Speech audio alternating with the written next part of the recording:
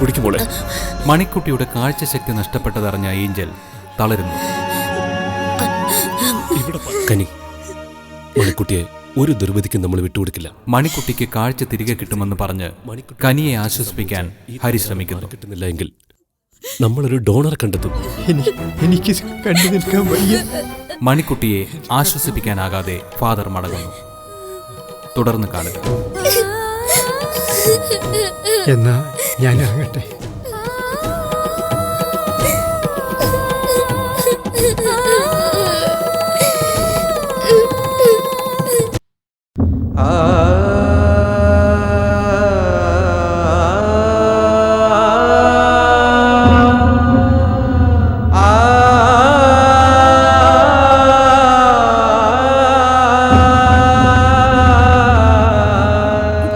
Father,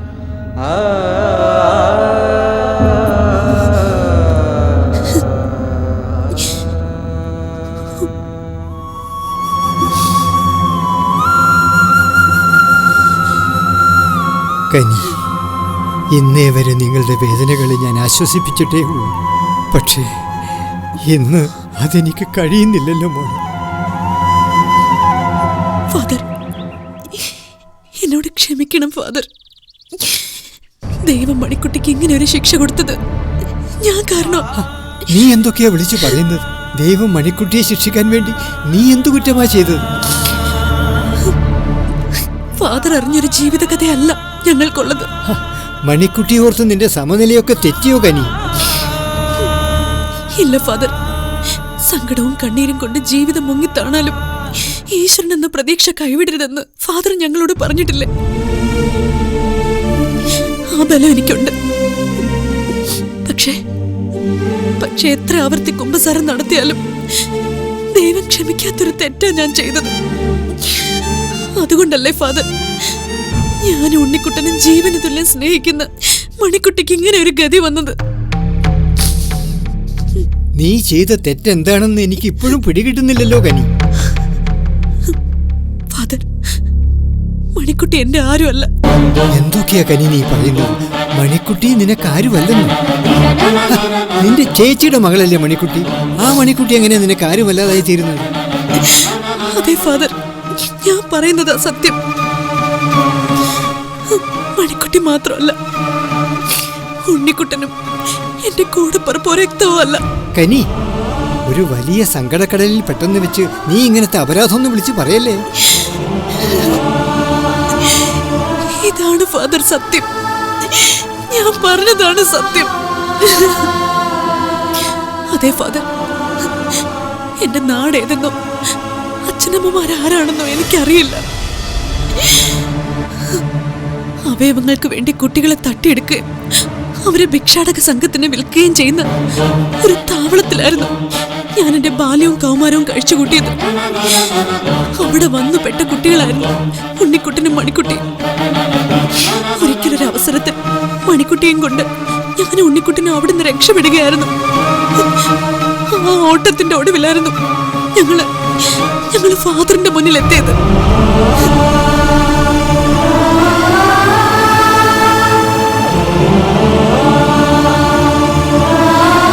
ഫാദറിന്റെ തണലും താങ്ങും കിട്ടാൻ വേണ്ടി അന്ന് എനിക്കൊരു വലിയ കള്ളം ഫാദറിനോട് പറയേണ്ടി വന്നു. എല്ലാം എന്റെ മണിക്കുട്ടിക്ക് വേണ്ടിയായിരുന്നു. മണിക്കുട്ടി എനിക്ക് ആരും അല്ലായിരുന്നു. ഉണ്ണിക്കുട്ടൻ എന്റെ കൂടെപ്പിറപ്പും അല്ലായിരുന്നു.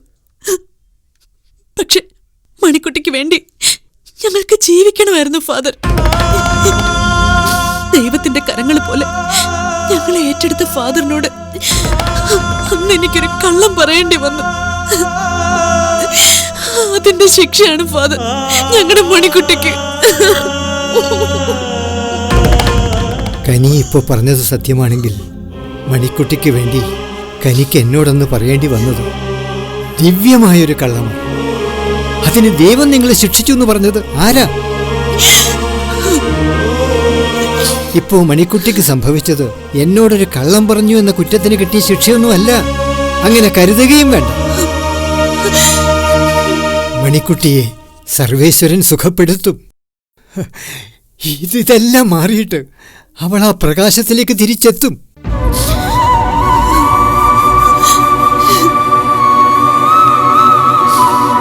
കനി, നിങ്ങൾ ആരാണ് എന്താണ് എന്നുള്ള യാഥാർത്ഥ്യം എന്നോട് പറഞ്ഞതിരിക്കട്ടെ. പക്ഷെ അതൊരിക്കലും ഹരി അറിയരുത്. അദ്ദേഹത്തിന് അറിയാം ഫാദർ. അതെ, അദ്ദേഹത്തിനോട് ഞാനിതെല്ലാം തുറന്നു പറഞ്ഞു. എന്നിട്ട് ഹരി എന്നോടൊന്നും പറഞ്ഞില്ലല്ലോ. പറയില്ല ഫാദർ. അതാണ് അദ്ദേഹത്തിന്റെ ആ വലിയ മനസ്സിന്റെ മഹത്വം. എല്ലാം അറിഞ്ഞു കഴിഞ്ഞതോടെ അദ്ദേഹത്തിന് മണിക്കുട്ടിയോട് എന്നോടുള്ള സ്നേഹവും അടുപ്പവും കൂടുകയായിരുന്നു. സർവശക്തനായ തമ്പുരാൻ നിങ്ങളെ തുണയ്ക്കും. മണിക്കുട്ടി സുഖപ്പെടും. സ്നേഹവും സഹനവും കൊണ്ടുള്ള പോരാട്ടമാ ജീവിതം. ഈശ്വരന് മുന്നിൽ സാക്ഷ്യപ്പെടുത്തിയ മനസ്സുകൾക്ക് സുരക്ഷിതവും സുഖകരവുമായൊരു ഭാവി, ഒരു നല്ല ഭാവി മുന്നിലുണ്ട്. ഞാൻ ഇറങ്ങുക കനി. നമ്മുടെ മണിക്കുട്ടിക്ക് വേണ്ടി എനിക്കൊന്ന് പ്രാർത്ഥിക്കണം.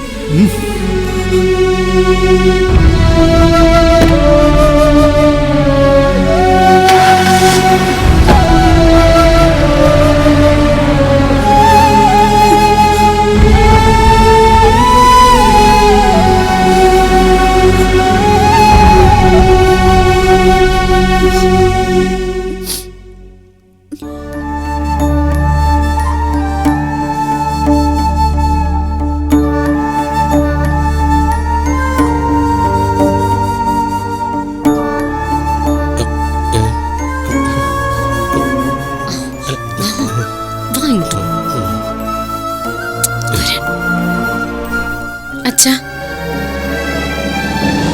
സൂര്യേട്ടൻ ജയിലിൽ കിടക്കുന്നതിന്റെ വിഷമം അച്ഛന് മാത്രമല്ല, ഞങ്ങൾക്ക് എല്ലാവർക്കും ഉണ്ട്. അച്ഛനാണ് സത്യം. ഇന്നലെ രാത്രി സൂര്യേട്ടനെ ഓർത്ത് ഞാൻ ഒരു പോള കണ്ണടച്ചില്ല. ആ അച്ഛാ, സൂര്യേട്ടാന്ന് പറഞ്ഞ് ഒരേ കരച്ചിലായിരുന്നു ഇവള്. അല്ല അതിനെ എന്റെ മോക്ക് ഇന്നേ വരെ സന്താനഭാഗ്യമില്ലാതെ പോയതിന്റെ കാരണം വേറൊന്നുമല്ല, നിന്റെ ഈ ഒരു മനസ്സാ. ഇന്നലെ വരെ ചിത്രശലഭത്തെ പോലെ പാറിപ്പറന്ന് നടന്നൊരു കുഞ്ഞാ അകത്ത് തീരാവേദനയുടെ കനിയമ്മയും കെട്ടിപ്പിടിച്ചവിടെ ഇരിക്കുന്നത്.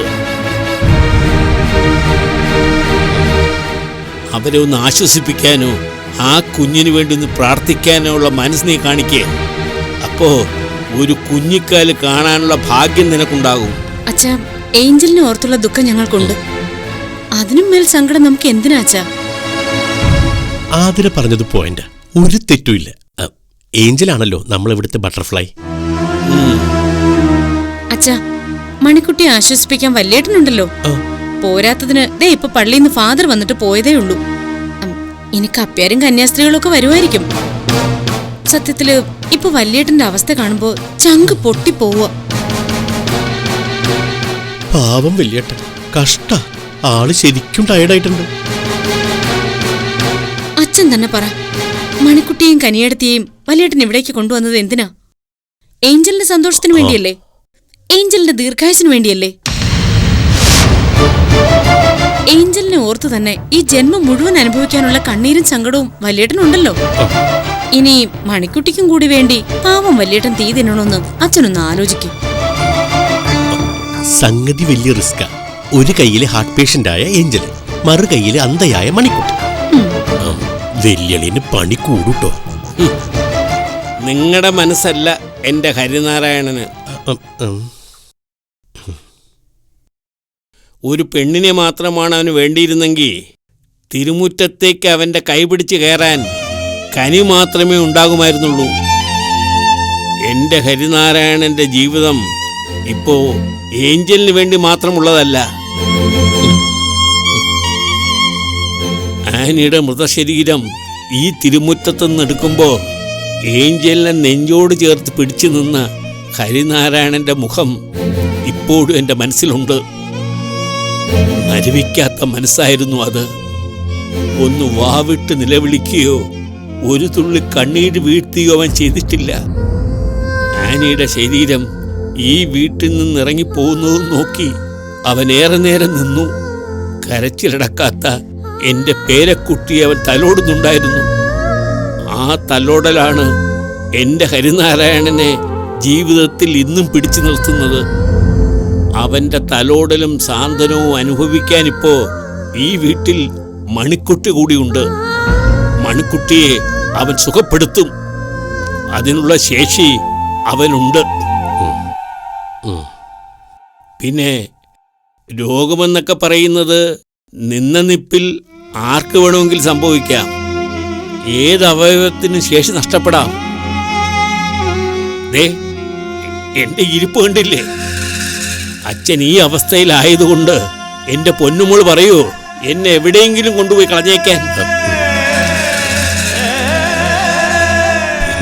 ഇങ്ങനെ എന്നേ നമ്മൾ കൊണ്ട് കളഞ്ഞനെ. എന്നാ ചെല്ല് രണ്ടാളും. അച്ഛൻ ഇത്തിരി നേരം തനിച്ചിരിക്കണം. അതെ, ഒരു മിനിറ്റ്. പണിപ്പാളി മോളെ, ഇനി ഇവിടെ നിൽക്കുന്നത് അത്ര നല്ലതല്ല. വിട്ടോ വിട്ടോ, നിനക്കെന്തോ ദോഷമുണ്ട്. എറിയുന്നൊക്കെ തിരിച്ചു കൊണ്ടുകൊണ്ടിരിക്കുകയാണല്ലോ.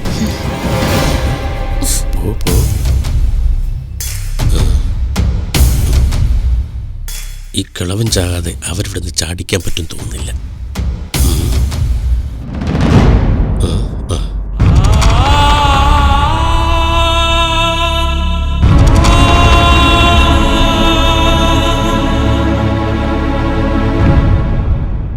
ഇത് നമ്മുടെ ചേച്ചിയുടെ ശാപം അമ്മച്ചി. നമ്മുടെ ഏഞ്ചലിനെ മറന്നിട്ട് തിരുമുറ്റത്തെ രാജകുമാരിയായിട്ട് ആ പൊട്ടിപ്പെണ്ണിനെ പട്ടാഭിഷേകം ചെയ്യാനായിരുന്നല്ലോ ഹരിയേട്ടന്റെ പ്ലാനിങ്. ഞാൻ കർത്താവിനെ വിളിക്കുന്നത് വെറുതെ ഒന്നല്ല മോളെ. ഈ ശിക്ഷ അവൾക്കായിരുന്നു കിട്ടേണ്ടിയിരുന്നത്. ഇനി ഹരിയേട്ടൻ ആർക്കു വേണ്ടി ജീവിക്കുന്ന എനിക്കൊന്ന് കാണണം. പെരുവഴിയിലോ പള്ളിനടയിലോ ഇരുന്ന് പിച്ചയെടുത്ത് കഴിയേണ്ടവരെ തിരുമുറ്റത്ത് കൊണ്ട് കയറ്റിയതിന് ഇതിലും വലുത് അനുഭവിക്കേണ്ടി വരും. വലിയ പുണ്യപ്രവൃത്തിയാണല്ലോ ചെയ്തേക്കുന്നത്. ഇതിന്റെ പേരിൽ അങ്ങേർക്കൊരു കുറ്റബോധം ഉണ്ടാകുന്ന നിമിഷത്തിന് വേണ്ടി ഞാൻ കാത്തിരിക്കും അമ്മജി. മോള് സമാധാനിക്ക്. അവന് കുറ്റബോധം മാത്രമല്ല, അവളുടെ കഴുത്ത് കിടക്കുന്ന ആ താലിച്ചരട് പൊട്ടിച്ചെടുത്തിട്ട് അവളെയും ആ പൊട്ടിപ്പെണ്ണിനെയും തിരുമുറ്റത്തിന്റെ പടി ഇറക്കി വിടും അവൻ. ഇനി അതിന് കാലതാമസമൊന്നും ഉണ്ടാവില്ല മോളെ. മോളെ, ദുരിതങ്ങളിലും കണ്ണീരിലും കിടന്ന ഒരുപാട് പേരെ കർത്താവ് കൈപിടിച്ചു ഉയർത്തിയിട്ടുണ്ട്. ആ കർത്താവിന്റെ വഴി ജീവിക്കുന്നവർക്ക് വീഴ്ചയൊന്നും ഉണ്ടാവില്ല. അപ്പച്ച ഹരിയേട്ടനെ വിശുദ്ധനായി വാഴ്ത്തിക്കോ. കുരിശി കിടക്കുന്ന കർത്താവ് യേശു കഴിഞ്ഞ അപ്പന് പിന്നെ ദൈവം ഹരിയേട്ടനാണല്ലോ. പരിശുദ്ധൻ, പുണ്യാളൻ, തിരുഹൃദയമുള്ളവൻ എന്റെ അപ്പാ. ഹരിയേട്ടൻ മത്തായിയുടെ സുവിശേഷത്തിൽ പറയുന്നത് പോലെ വെള്ളയടിച്ചൊരു കുഴിമാടമായി മാറിക്കൊണ്ടിരിക്കുക. പുറമേ നല്ലവനായിട്ട് തോന്നും, അകം കൊണ്ട് ഹരിയേട്ടൻ എല്ലാ മാലിന്യങ്ങളും നിറഞ്ഞൊരാളാ. ആ ഹരിയേട്ടനെയാ അപ്പൊ നേരം കിട്ടുമ്പോഴൊക്കെ വാഴ്ത്തിക്കൊണ്ടിരിക്കുന്നത്. മണിക്കുട്ടിയുടെ കണ്ണിന് ഇരുട്ട് കയറിയത് ദൈവം അയാൾക്ക് കൊടുത്ത ശിക്ഷയാണെന്ന് മാത്രം പറയരുത്. പിന്നെ എന്നാ പറയാനാ? അവനെ അവളെയൊക്കെ കർത്താവ് എടുത്ത് മടിയിൽ വെച്ചേക്കാണെന്നോ? ആ പൊട്ടിപ്പെണ്ണ് കണ്ണുപൊട്ടിയായിട്ടുണ്ടെങ്കിലേ അത് ഈ പള്ളിത്താഴത്ത് വീട്ടിൽ എനിക്ക് എന്റെ മോൾക്കും സന്തോഷിക്കാൻ വേണ്ടിയുള്ള വാർത്ത തന്നെയാ. മേരി, നിനക്ക് എന്തിന്റെ കേടാന്ന് എനിക്കറിയാം. ഹരിനാരായണൻ സമ്പാദിച്ചു കൂട്ടുന്ന സ്വത്ത് വകകളൊന്നും അനുഭവിക്കാനുള്ള യോഗം നമ്മുടെ മോൾ ആനിക്കുണ്ടായില്ല. ചേച്ചിയുടെ സ്ഥാനത്ത് അനിയത്തിയെ പ്രതിഷ്ഠിക്കാനുള്ള നിന്റെ ഒരു തന്ത്രവും അവിടെ ഏറ്റില്ല. എടി, നിന്റെ പേരക്കുട്ടിയല്ലേ തിരുമുറ്റത്തുള്ളത്? ആ കുഞ്ഞ് ഒരു നേരമെങ്കിലും നിന്നെ കാണാൻ ആഗ്രഹിച്ചിട്ടുണ്ടോ? ഇല്ല. എന്താ കാരണം? അത് ആഗ്രഹിക്കുന്ന സ്നേഹം നിന്റെ കയ്യിൽ നിന്ന് കിട്ടിയിട്ടില്ല. ആണ്ടുപെരുന്നാളിന് കാണുമ്പോഴുള്ള നിന്റെ ചിരിയും ചക്കരവിളിയും കൊണ്ടൊന്നും ഏഞ്ചൽ നിന്റെ കൊച്ചുമോളാവില്ല. അതെങ്ങനാ? ഏഞ്ചൽ കൈവിട്ടുപോയ വേദനയൊന്നും അല്ലല്ലോ നിനക്കുള്ളത്. ഹരിനാരായണന്റെ സ്വത്തുവകകൾ കൈവശം വെച്ച് അനുഭവിക്കാൻ കഴിയാതെ പോയതിന്റെ തീരാ ദുഃഖത്തിലല്ലേ നീയും നിന്റെ മോളും. അപ്പൻ അമ്മച്ചിയൊന്നും പറയണ്ട. ഞാൻ വഷളായിട്ടുണ്ടെങ്കിലേ അത് അമ്മച്ചി കാരണമൊന്നുമല്ല. ഞാൻ ആനി ചേച്ചിയെ പോലെ ഒരാളല്ല. അങ്ങനെ ചിന്തിച്ചാ മതി. വഷളായെന്ന് എന്റെ മോള് സമ്മതിച്ചല്ലോ. ബുദ്ധി വളർച്ചയില്ലാത്തൊരു പെൺകുഞ്ഞിന് തിരുമുറ്റത്തിരുന്ന് തപ്പിത്തടയേണ്ട അവസ്ഥ വന്നതിൽ എന്റെ മോക്ക് സന്തോഷിക്കാനുള്ള മനസ്സുണ്ടായില്ലേ? ഇതിലും വലിയ വഷളത്തരം വേറെന്താ ഉള്ളത്? ആഗ്രഹിക്കുന്നത് സാധിച്ചെടുക്കുന്നവളാ ഞാൻ. അതപ്പന് പണ്ടേ അറിയാലോ. ഹരിയേട്ടന്റെ പെണ്ണാകാൻ കഴിഞ്ഞില്ല. എനിക്ക് ആ ഒരു നഷ്ടമേ സംഭവിച്ചിട്ടുള്ളൂ. ആ നഷ്ടബോധത്തിൽ ഉറച്ചു നിന്ന് തന്നെയായിരിക്കും ഇനി എന്റെ ജീവിതവും. കനിയും മണിക്കുട്ടിയും എന്റെ കണ്ണിലെ കരട് തന്നെയാ. അവർ ഹരിയേട്ടന്റെ ജീവിതത്തിൽ നിന്ന് ഇറങ്ങി പോകുന്നത് വരെ ഞാൻ അവരോട് ദയവ് കാണിക്കാൻ പോകുന്നില്ല. ആര് വീഴുന്നു ആര് ചാകുന്നു എന്നൊന്നും എനിക്ക് ബാധകമല്ല. ഞാനേ ബിസിനസ് മാനേജ്മെന്റിൽ MBA എടുത്തവളാ. ജീവിതവും ബിസിനസ്സും തമ്മിൽ വലിയ വ്യത്യാസമൊന്നും ഇല്ലപ്പ. എങ്ങനെയും ഏത് വിധേനയും മുന്നിലെത്തുക എന്നാ ഞാൻ പഠിച്ചേ. പരാജയവും വീഴ്ചയൊന്നും എനിക്കിഷ്ടമല്ലപ്പ. നീ തകർത്തടി മോളെ, അമ്മച്ചിയുണ്ട് നിന്റെ കൂടെ. മേരി, ആണായിട്ടും പെണ്ണായിട്ടും ഇനി ഇവള് മാത്രമേ ഉള്ളൂ. നിങ്ങളൊന്ന് പോയേ. പള്ളിത്താഴം തറവാട്ടിലെ നിങ്ങൾ മാത്രമേ ഉള്ളൂ ഈ ഗതി കിടക്കുന്നത്. നിങ്ങളുടെ അനിയന്മാരും പെങ്ങന്മാരൊക്കെ ലണ്ടനിലും അമേരിക്കയിലും സിംഗപ്പൂരിലൊക്കെ ആയി എന്തോരം പവറിലാ ജീവിക്കുന്നത്. എന്റെ ആനിമോളെ ഹരിനാരായണനോട് ചേർത്ത് വെച്ചപ്പോ ഞാൻ കണ്ണടച്ചത് അവന്റെ സ്വത്തുവകകൾ കണ്ടോണ്ട് തന്നെയാ. അതെന്റെ മോൾക്കറിയാം അല്ലേടി? അതൊന്നും നമുക്ക് നഷ്ടപ്പെടില്ല അമ്മച്ചി. ഇപ്പോഴും കയ്യെത്തും ദൂരത്ത് തന്നെയുണ്ട്.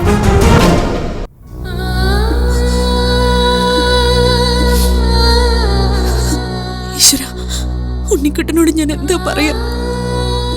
മണിക്കുട്ടിയുടെ ഈ അവസ്ഥ അറിഞ്ഞ അവനത് താങ്ങാനാവില്ല. ഈശ്വര, എന്റെ ഉണ്ണിക്കുട്ടന് നീ മനക്കരുത്ത് നൽകണേ.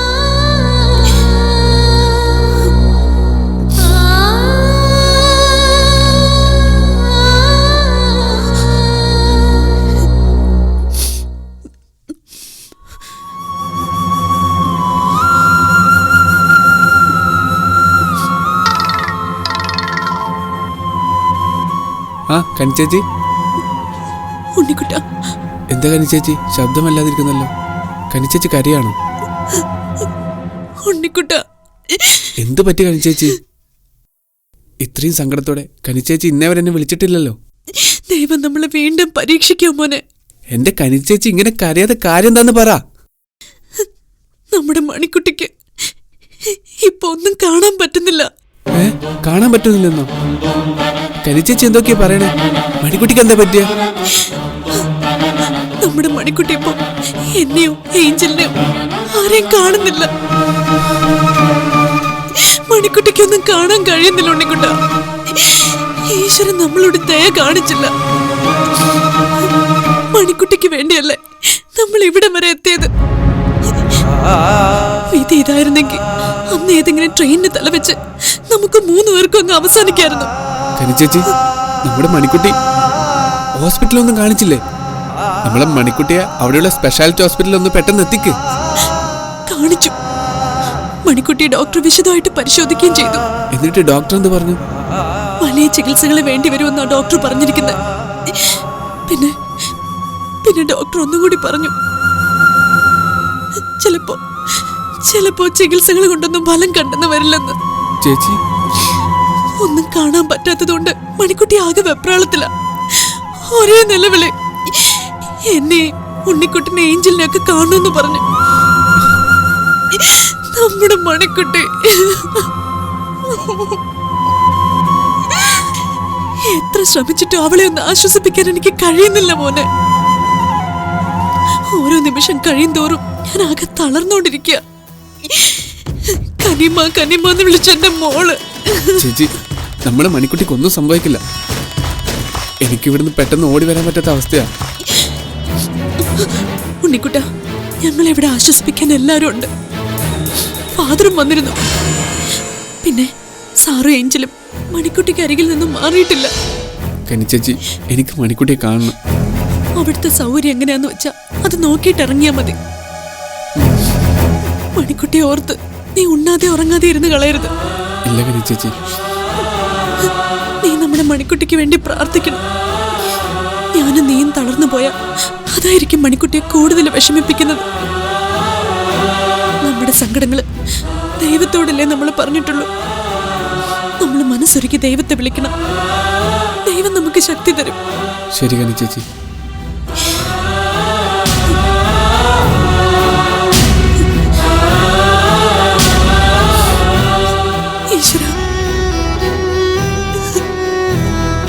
ഈശ്വര, നമ്മുടെ മണിക്കുട്ടിയെ നീ കാത്തോളണേ.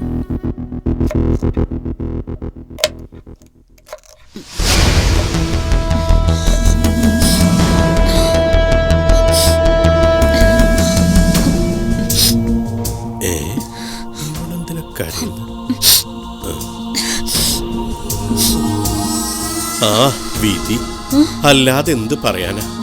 ഈ ചെറുപ്രായത്തിലെ കണ്ണില്ലാതാവാന്നൊക്കെ പറഞ്ഞ ആ ഇനി ആയുസ് മുഴുവൻ തപ്പിത്തടഞ്ഞ് നടക്കണ്ടേ. നീ കരയില്ല അതിരെ, നീ കരഞ്ഞ ഞാനും കരയും. എന്തിന്? ആ മണിക്കുട്ടിയുടെ കണ്ണു പോയന്. ദേ ഈ കത്തി വെച്ച് കുത്തുന്നുണ്ടല്ലോ. അല്ല അപ്പൊ നിനക്ക് മാത്രം കരഞ്ഞാ മതിയോ? എനിക്ക് സങ്കടമില്ലേ? മണിക്കുട്ടി ഓർത്തേ ഇനി വീട്ടിൽ കരയാൻ ഞാൻ മാത്രമേ ബാക്കിയുള്ളൂ. ഓ ഇങ്ങനൊരു സാധനം. എന്റെ മനുഷ്യ, അവൾക്ക് വേണ്ടി ഇവിടെ ആര് കരഞ്ഞു എന്നാ? എന്റെ കണ്ണു നിറഞ്ഞതേ ഈ ഉള്ളിയുടെ നീറ്റിലുണ്ടാ. ആണോ? അവള് കണ്ണുപൊട്ടിയായതിനെ അച്ഛനും വലിയേട്ടനും ഒക്കെ ഇരുന്ന് മോങ്ങുമായിരിക്കും. എന്നെ അതിന് കിട്ടില്ല. വല്ലാത്ത ചങ്കുറപ്പ് തന്നെയാടി. സംശയം എന്താ? ഞാൻ ചങ്കുറപ്പുള്ളവള് തന്നെയാ. അതുകൊണ്ടാണല്ലോ ഈ അടുക്കളയിൽ കിടന്നിങ്ങനെ നരകിക്കേണ്ടി വരുന്നേ. സവാള അരിയുന്നതേ അത്ര ഭയങ്കരമായ ജോലിയൊന്നുമില്ല. നീ അതിങ്ങടുത്ത്, ഞാൻ അരിഞ്ഞരാം. മാറ് മാറ്, ഇത്രയല്ലേ ഉള്ളൂ. ഈ ലോകത്ത് കാഴ്ച പോയവരും കണ്ണു പോയവരുമായിട്ട് ഒരുപാട് പിള്ളേരുണ്ട്. അവരെയൊക്കെ എന്താ ചെയ്യുന്നേ? ഏതെങ്കിലും അന്ധവിദ്യാലയത്തിൽ കൊണ്ടാക്കും. അവിടെ അവരെ നോക്കാനും കാണാനും ഒക്കെ ആയമാരും അധ്യാപകരും ഒക്കെ ഉണ്ടല്ലോ. ഇതെന്തിനാണ് ഇവളെ ഇവിടെ പിടിച്ചു വെച്ചുകൊണ്ടിരിക്കുന്നതെന്നാ എനിക്ക് പിടികിട്ടാത്തത്. ആതിരെ, കണ്ണിന്റെ വില നിനക്കറിയാഞ്ഞിട്ടാണ്. ഈ രണ്ട് ഉണ്ടക്കണ്ണുണ്ടായ പോരാ, അന്തരോട് ഇത്തിരി സഹതാപമൊക്കെ കാണിക്കണം കേട്ടോ. നിങ്ങൾ കാണിക്കും, എന്നെ അതിനൊന്നും കിട്ടില്ല. ഞാൻ കാണിക്കും. നീ ചെയ്യുന്ന പാപത്തിനൊക്കെ ഞാനാണല്ലോ പ്രായശ്ചിത്തം ചെയ്യേണ്ടത്. ഞാൻ പാപം ചെയ്തെന്നോ? അങ്ങനെ ഒരു ചിന്ത എനിക്ക് ഉണ്ടായിരുന്നെങ്കിലേ ഞാൻ ഇന്ന് ഏതെങ്കിലും കഴിവും തന്റെ ഉള്ളവന്റെ കൂടെ ജീവിക്കുമായിരുന്നു. പിന്നെ ഈ സ്വഭാവം വെച്ചേ 3-ന്റെ അന്ന് നിന്നെ അവൻ കൊന്ന് ചാക്ക് കെട്ടി സെപ്റ്റിക് ടാങ്ക് താത്തിയനെ. അമ്പിളിയേട്ടാ, വീറില്ല കൈക്കരുത്തില്ല എന്നൊക്കെ പറഞ്ഞേ നീ എന്നെ ഭീഷണിപ്പെടുത്തൊന്നും വേണ്ട. എടി, ക്ഷമയും സഹതാപവുമുള്ള എന്നെ പോലുള്ളവനെ കൈക്കരുത്തും ചങ്കുറപ്പും കുറച്ച് കുറയും. അതിപ്പോ എന്റെ ഉറപ്പാ, അതൊരു പ്രകൃതി നിയമല്ലടി. കഷ്ടം. ആ പ്രകൃതി നിയമത്തിൽ കയറി പിടിച്ച് അമ്പിളിയേട്ടനേക്കാളും കഷ്ടം പിടിച്ച ഒരാൾ അകത്ത് കയറി ഇരിപ്പുണ്ട്. എന്റെ വല്യേട്ടൻ. ആ പൊട്ടിപ്പെണ്ണിന്റെ കണ്ണുപോയി. അതിലെന്താ എത്ര അത്ഭുതം? ഇതിലും വലിയ വൈകല്യങ്ങൾ അവൾക്ക് വരാനിരിക്കുന്നതേ ഉള്ളൂ.